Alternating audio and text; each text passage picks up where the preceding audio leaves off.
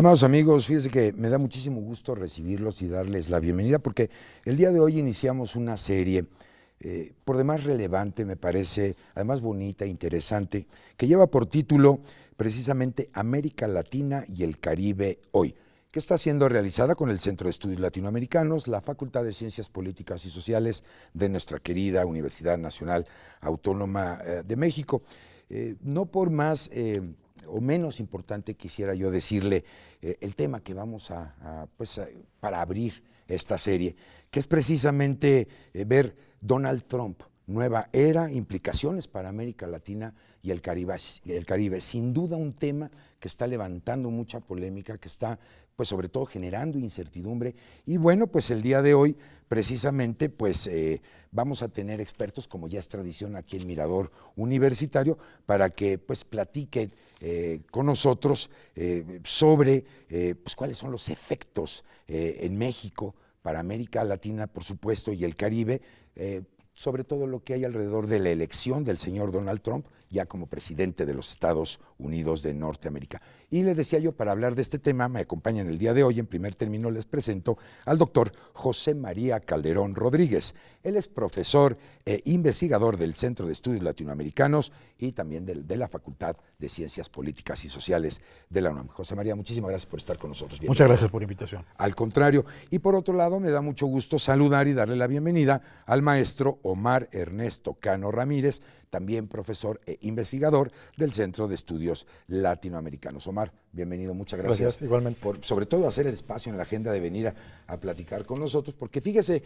querido amigo, querida amiga, que el día de hoy vamos a analizar los futuros escenarios para América Latina con la reciente elección, decía yo, del señor Donald Trump como presidente de los Estados Unidos, sobre todo con toda esta atmósfera, ¿no?, de incertidumbre que se ha venido generando en los últimos tiempos.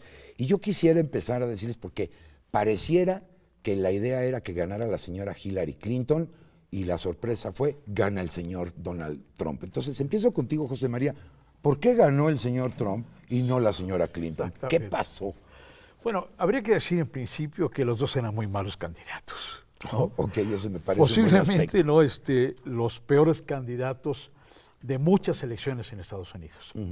Realmente no despertaron, por lo menos inicialmente, ¿no?, la animosidad, el fervor que uno sabe muy bien es típico de las campañas políticas norteamericanas, que son verdaderos espectáculos. Sin ¿no? duda, sin duda. Y esta vez creo que la señora Hillary Clinton, que parece efectivamente la favorita, y con el apoyo de todo el establishment, todo el sistema, ¿no?, todo el mundo corporativo norteamericano, toda la gran prensa norteamericana se va con ella, ¿no?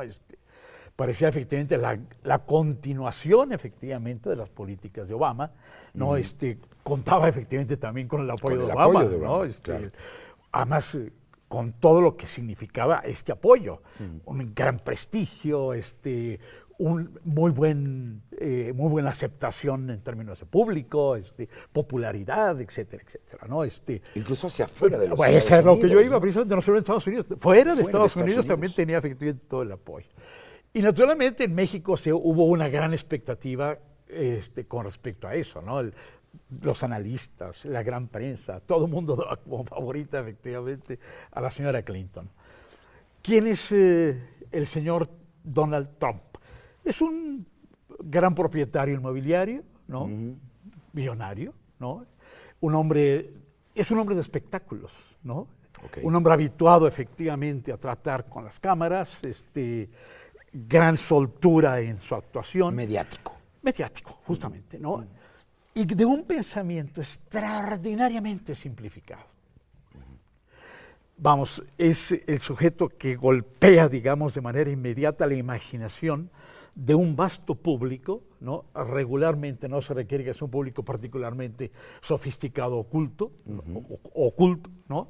Por lo tanto, efectivamente, no va a captar inmediatamente la atención de un sector, digamos, muy amplio de la población. ¿Qué sector de la población? ¿No? Pues yo creo que fundamentalmente se trata, sobre todo por los años transcurridos de historia del neoliberalismo, ¿no?, de historia de estas grandes corporaciones que han concentrado poderosamente el ingreso de toda la sociedad, ¿no? Ha habido muchas críticas incluso, ¿no? Por parte de economistas prestigiados, ¿no? Estoy pensando en Stiglitz, por ejemplo, ¿no? Krugman, ¿no? Que ha señalado efectivamente cómo esta concentración del ingreso ha significado que el 1% de la población acapara efectivamente la riqueza, porcentajes altísimos de la riqueza. Se habla del 40, 50, hasta 60%, ¿no? ¿Esto qué ha significado? Que ha habido un proceso de empobrecimiento, sobre todo de las clases medias. Y un proceso también, efectivamente, de erosionamiento del salario, de erosión del salario, de las clases trabajadoras industriales, con un fenómeno que es correlativo, y es la expansión de la gran industria norteamericana, ¿no?, hacia áreas externas propiamente a Estados Unidos.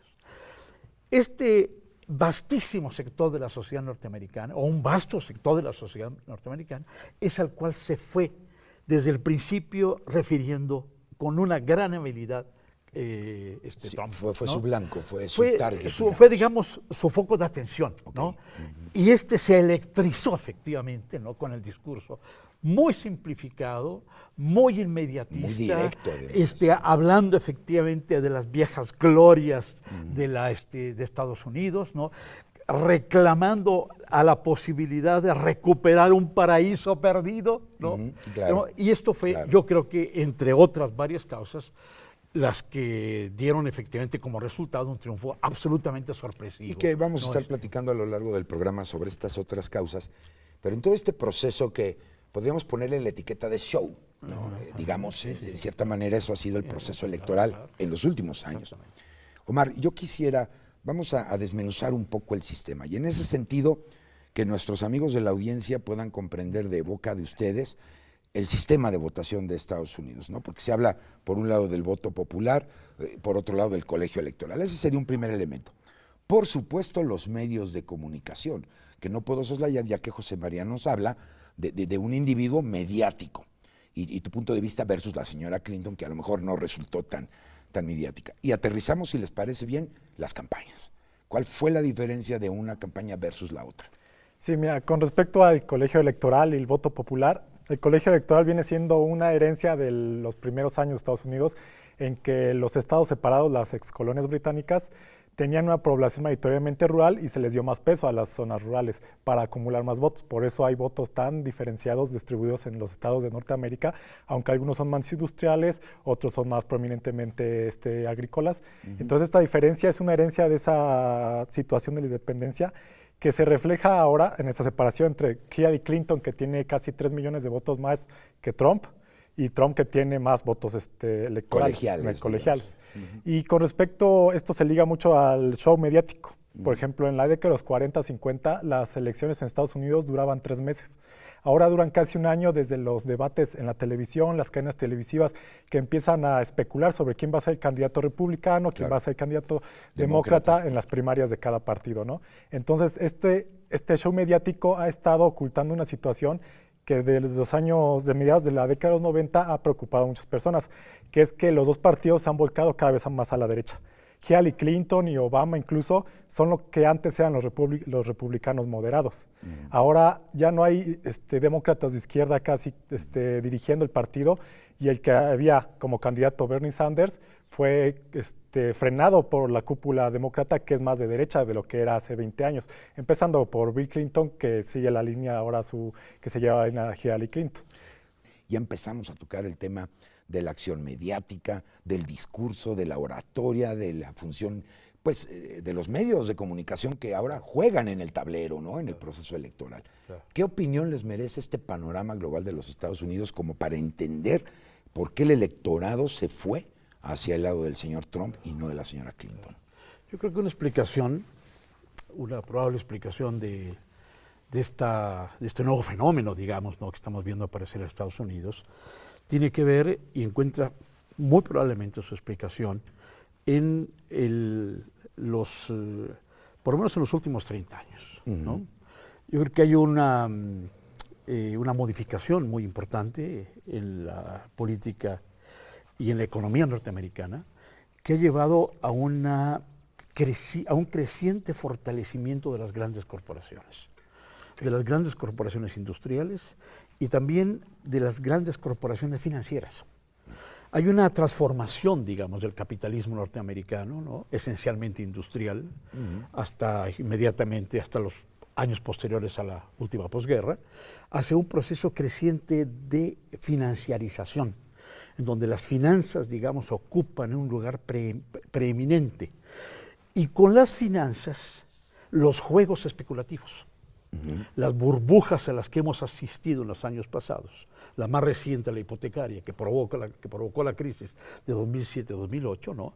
Ha sido devastadora, digamos, en sus resultados sobre sectores muy importantes de la sociedad norteamericana, pero en cambio ha beneficiado a un sector muy pequeño, ¿no? Este es el gran ganador, digamos, ¿no?, de esta fase del capitalismo norteamericano, ¿no? Y los grandes perdedores han sido efectivamente, básicamente las clases medias, los sectores medios, ¿no? De zonas urbanas, sobre todo zonas urbanas, ¿no? También de algunas zonas rurales, pero sobre todo de zonas urbanas. Y esto es lo que yo creo que está en la base de esta, digamos, rebelión, ¿no? Sí, ¿no? Vamos a llamarle así. Rebelión de sí, estas clases medias que se sienten efectivamente expropiadas de sus recursos, reprimidas, que se sienten también traicionadas de alguna manera, ¿no?, por el Partido Demócrata, como decía justamente Omar, ¿no? Es un partido que pues tenía tintes reformistas, democráticos, basado en la clase obrera, etcétera, etcétera, y que precisamente por este proceso de corporativización y de financiarización se fue volcando efectivamente crecientemente a la derecha. Más aún, el propio Clinton, ¿no?, es uno de los grandes autores de este proceso de oligarquización del capitalismo norteamericano, ¿no? Cuando hablamos de bueno, ya, mejor lo cambio, ¿no?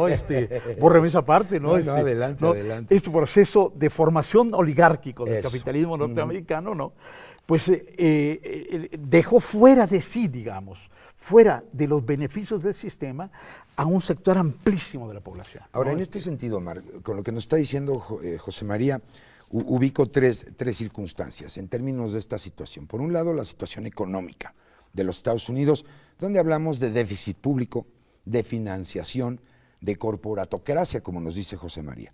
Por otro lado, el aspecto social, donde vemos de alguna manera desigualdad, ¿no? Vemos represión a afroamericanos, indígenas y obviamente desmantelamiento de escuelas, etcétera. Y por otro lado, la geopolítica de Estados Unidos. ¿Qué opinión te merece en este sentido estos aspectos que, en mi opinión, definieron un mercado y hacia ese mercado obviamente se enfocaron las campañas, particularmente la del señor Trump, ¿no? Sí, mira, hay que resaltar el impacto que ha tenido la crisis económica en la población mayoritariamente de Estados Unidos. Una población acostumbrada de los 40 a tener acceso a empleo seguro, universidad en las principales escuelas privadas, servicios universidades, médicos, acceso a servicio médico, acceso al consumo, pero un acceso seguro. Ahora el consumo está dando más mayoritariamente por el endeudamiento. Tarjetas de crédito de fácil acceso, créditos al consumo rápido, al consumo familiar, y sobre todo algo que no se veía antes era el endeudamiento de las universidades, que no se puede pagar ya por los jóvenes. Entonces esta clase acostumbrada al ascenso social está viendo sus aspiraciones bloqueadas por una economía que se centró y se está centrando mucho en la imagen que se le dio a Hillary Clinton, recibiendo durante su campaña donaciones de los principales bancos, que los bancos que no fueron castigados en 2008 por Obama, que fueron responsables de la crisis de hipotecas en Estados Unidos y que no fueron castigados. También Hillary Clinton recibió dinero de las petroleras, de las dedicadas a dañar el medio ambiente en Estados Unidos y en el mundo.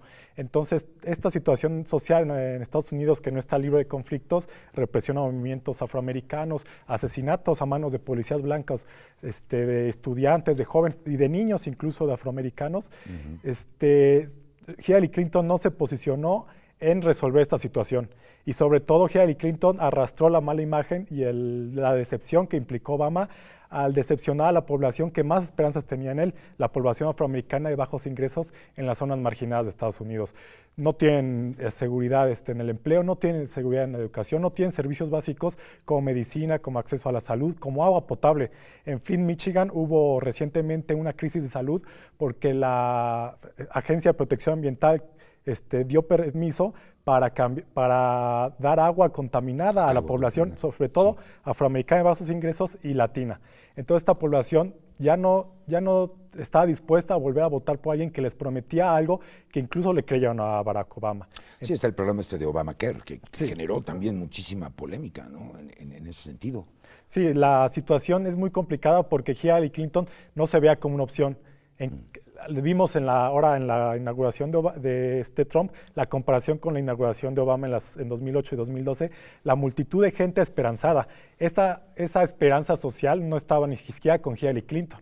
Estaba con Bernie Sanders, a quien derrotaron y a quien hicieron a un lado Barack Obama y Hillary Clinton. Entonces, el movimiento de Hillary Clinton no se posicionó a favor de las mujeres, no se posicionó a favor de los derechos lésbico-gays, de los afroamericanos, del ambiente, tajantemente, sino que siguió una línea pragmática en dar vueltas a los problemas, prometer cosas muy superficiales que no iban a cambiar mucho, y la gente terminó por o no votar por ella, o y la gente que vea obstaculizado su ascenso social, quizá por Trump. Ahora, en todo este panorama visualizamos división, un pueblo norteamericano dividido por todas estas causas que ustedes ya nos han comentado.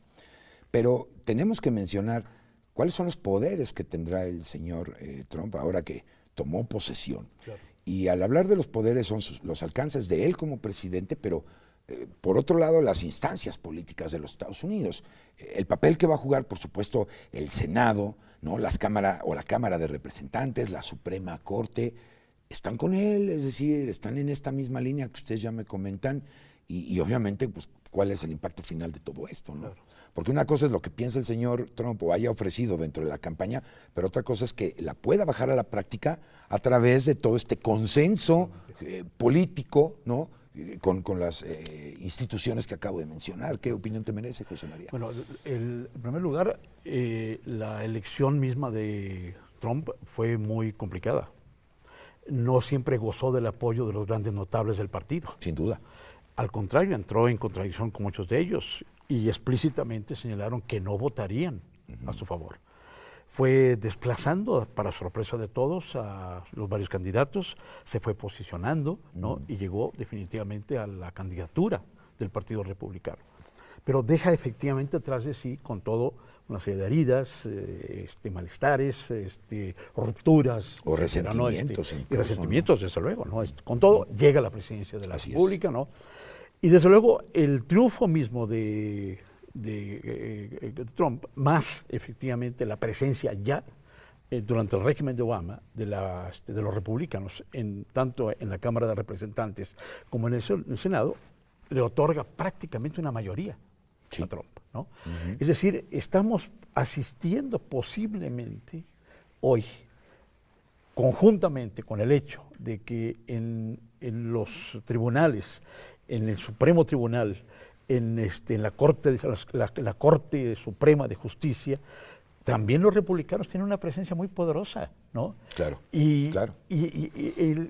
Una de las grandes virtudes del sistema político norteamericano ha sido precisamente este juego de contrapesos que ha habido entre los varios niveles, entre los diferentes niveles de gobierno, ¿no? El Ejecutivo, el Legislativo y el Poder Judicial.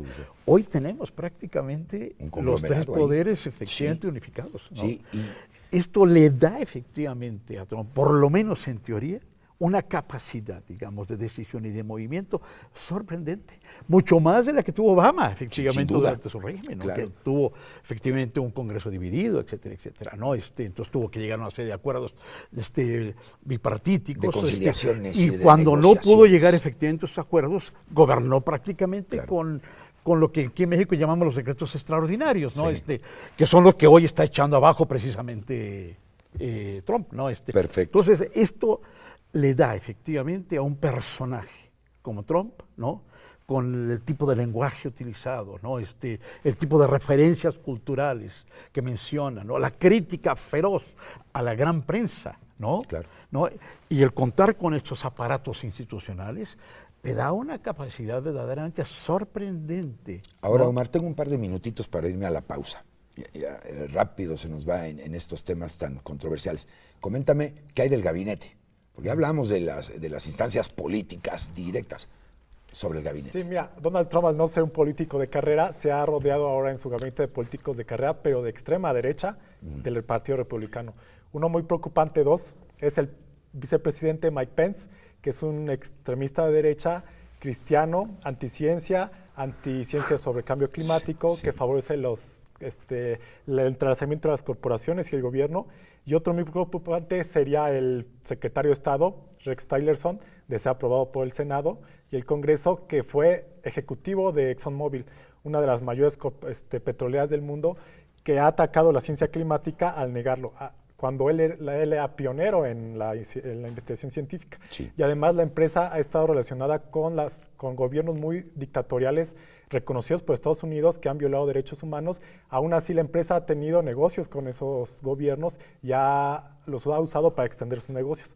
Y este tipo de secretario de Estado sería el encargado de la política exterior de Estados Unidos, y Donald Trump estaría usando su experiencia para quebrantar a algunos gobiernos, porque el mismo Trump ha reconocido de Rex Tillerson que va a un país, se lleva el petróleo y después se va a otro país. Sí, sin duda. Bueno, eso los hace preocupantes o peligrosos. Permítanme, vamos a hacer una pausa y vamos pues tomando otro tenor en la plática del día de hoy. Si hay peligrosidad con este gabinete, y además cuando se tiene ya el apoyo de las instancias políticas de los Estados Unidos. Así es que vámonos por un cafecito y regresamos aquí a Mirador Universitario para seguir platicando cuáles son los escenarios que nos depara el destino en el futuro con respecto a la elección del señor Donald Trump. ¿Dónde más? Aquí, en Mirador Universitario. Ya regresamos.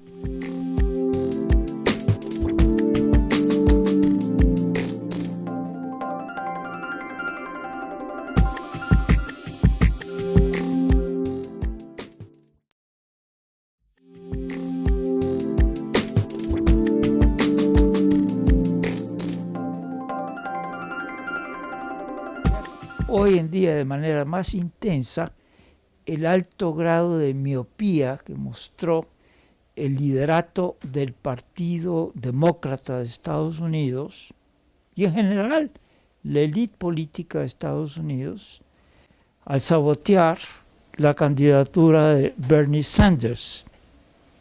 Él era el hombre con mayor capacidad para articular desde una posición progresista este fenómeno de clase que estamos ahora presenciando con Donald Trump.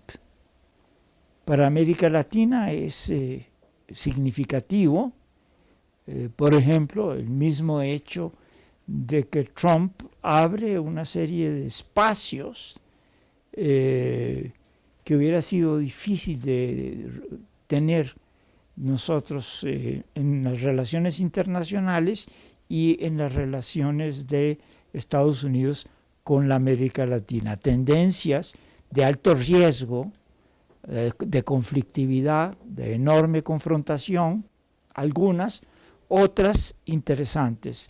En el caso de México, y esto va para toda la América Latina, es el primer país sometido a lo que es verdaderamente una guerra comercial y al nivel de inversión.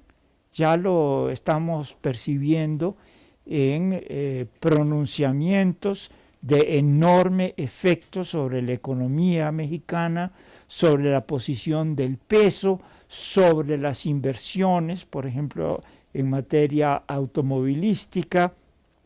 Se perdieron una inversión de, solo por dar un caso, 1.600 millones de dólares de la Ford, y así varias otras cosas, pero es un anticipo del arribo de un personaje y de un grupo de articulación de los instrumentos de Estado en torno a este fenómeno peligroso de la guerra comercial.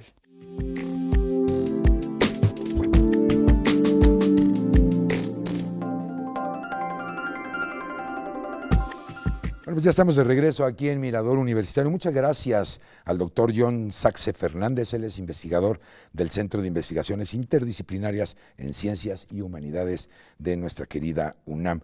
Nos platica sobre ese tema de crisis, ¿no?, de los Estados Unidos de Norteamérica. Por supuesto, la pérdida de hegemonía, que no hay que perder de vista, y seguramente ustedes me comentarán algo al respecto. Pero en toda esta situación que hemos platicado, esa peligrosidad que tú comentabas antes de irnos a la pausa, o de esa cuestión preocupante para no ser tan malicioso, ¿no? En un punto de vista.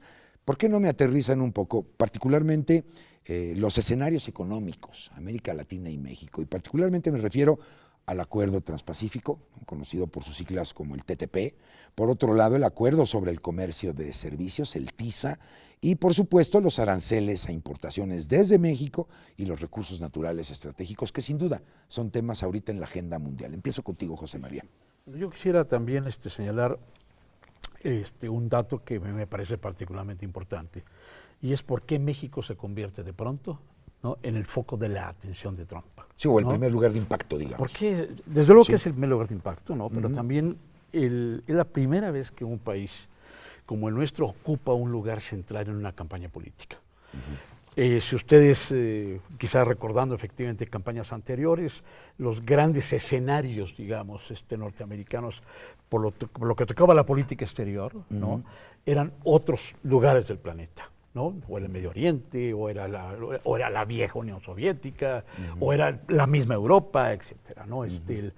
Hoy, de pronto, efectivamente, en esta campaña, México se convierte en un punto central, ¿no?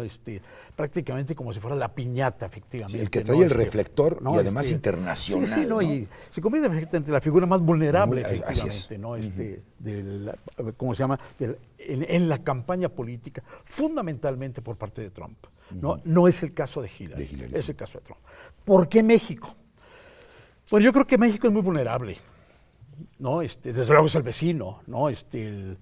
No es el enemigo principal, ni es tampoco efectivamente el agente económico más peligroso y que implica una mayor competencia para Estados Unidos.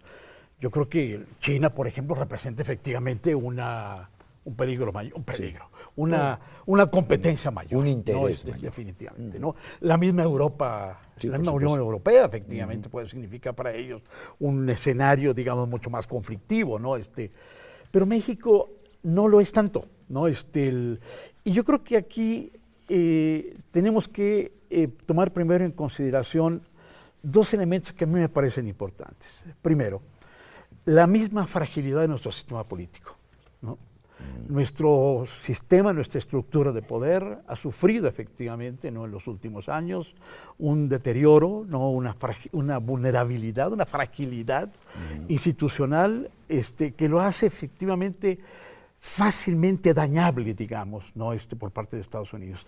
Su misma incapacidad de respuesta, digamos, inmediata a las primeras críticas de Trump le dio pie efectivamente para seguir efectivamente criticándolos y convirtiéndolos efectivamente en el fantasma, digamos, en la bestia negra, ¿no?, a la que había que atacar, porque de lo contrario Estados Unidos está perdiendo efectivamente hegemonía, está perdiendo posiciones económicas, no está logrando efectivamente obtener los beneficios y las ganancias, ¿no?, que merece, etcétera, etcétera. Y México se convierte como si fuera la causa principal. Sí, ¿no? No lo es de manera absoluta, por ¿no? supuesto, Pero aparece como. Pero Trump, y quiero regresar efectivamente a lo que decimos anteriormente, se mueve por imágenes inmediatas. Se mueve por apariencias, se mueve por los aspectos inmediatamente visuales. ¿Y qué es lo que ve efectivamente el norteamericano hoy por hoy en las calles? Ve muchos latinos, de los latinos, muchos mexicanos, ¿no?, centroamericanos fundamentalmente, ¿no? Y entonces son elementos fácilmente identificables. Atacables. ¿no? Y atacables por lo Sin mismo, duda. ¿no? Sí, claro. ¿no? Sí, No claro. son otros agentes honestos. Estados Unidos ha tenido además la peculiaridad de encontrar siempre enemigos, ¿no? Cuando no fue el indio, ¿no?, en los primeros años durante el periodo colonial, efectivamente. Sí, claro. Fue después el negro, fue después el japonés, fue después el chino, y hoy somos nosotros, ¿no? Los mexicanos, Somos los que seguimos en la los lista, que ¿no? estamos efectivamente como la parte Ahora, visible, ¿no? Con todo este panorama, Omar, desde la campaña, ¿no? El señor decía renegociar tratados o los acuerdos comerciales que hemos manejado.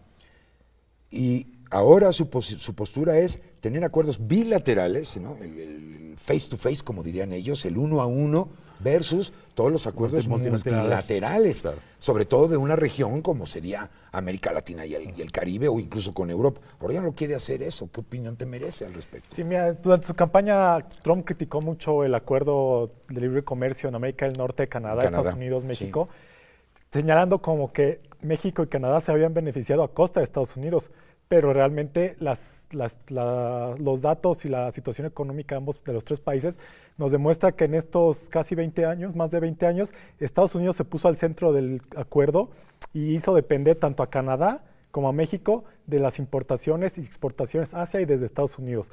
Estados Unidos jala la región y tanto Canadá y como México dependemos de que ellos nos compren y que les vendamos productos.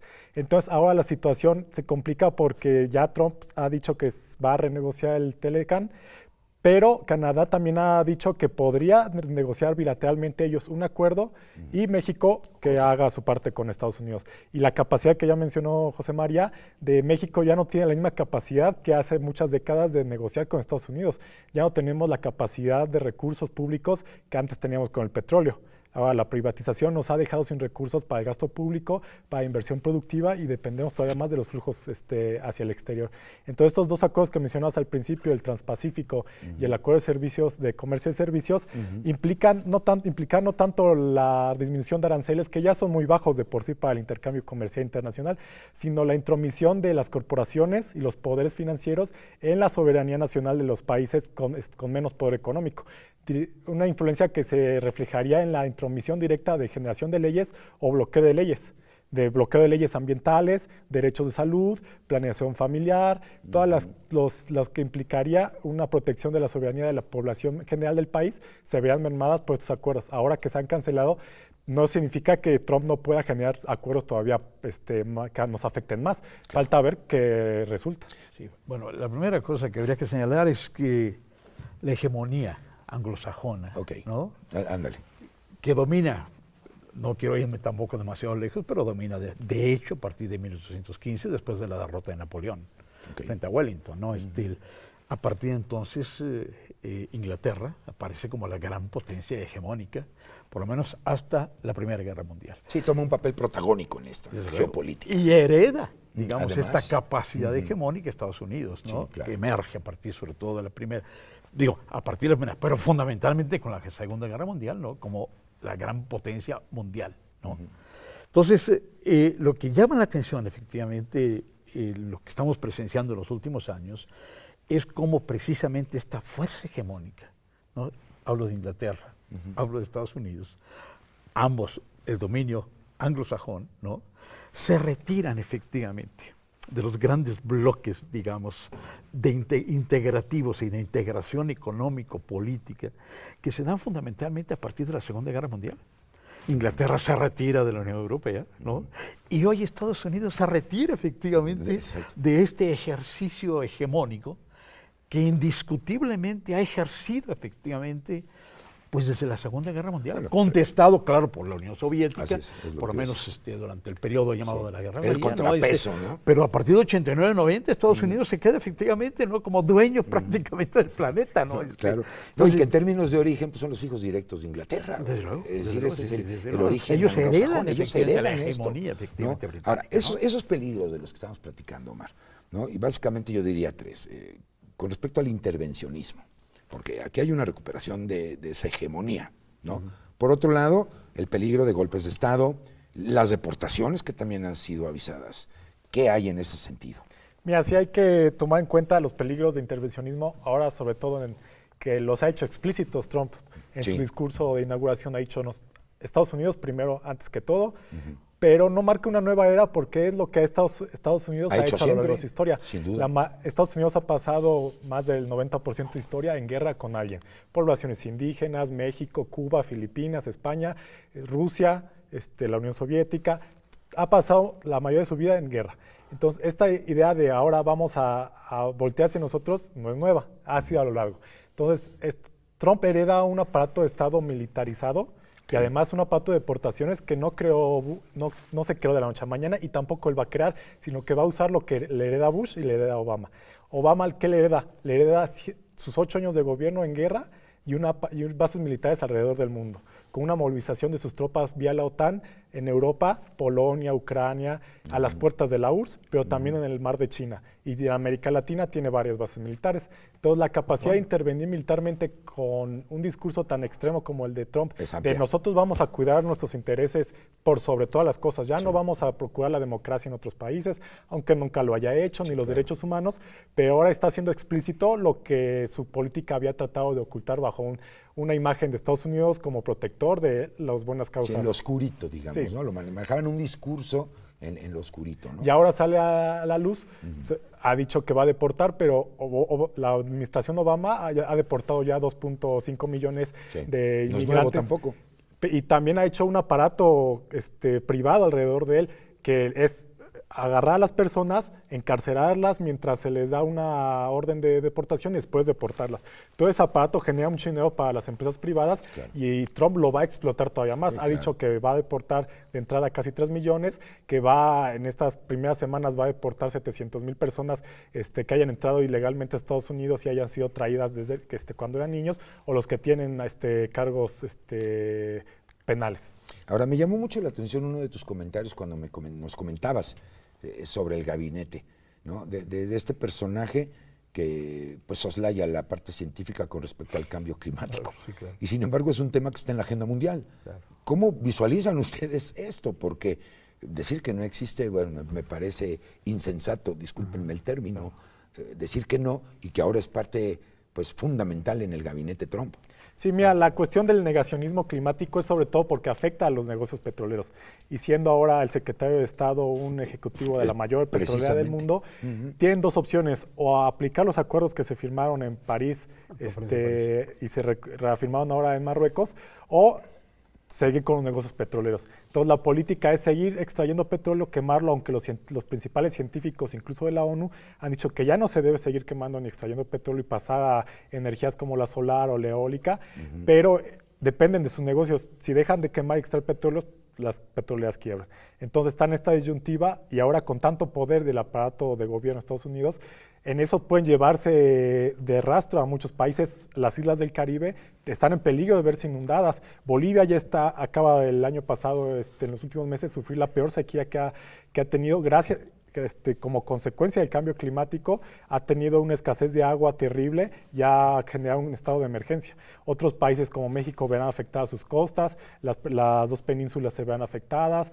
Entonces, nosotros, los que menos han contribuido al cambio climático, serán los que más se verán afectados. No, y nuestra maravillosa reforma energética, donde ahora permite o permitirá la llegada de marcas petroleras extranjeras, donde un miembro del gabinete tiene que ver, Exxon particularmente, pues me parece un doble discurso, ¿no? En ese sentido. Bueno, el discurso insensato incluso, es un discurso clarísimo. No, en términos de la comunicación sí, claro.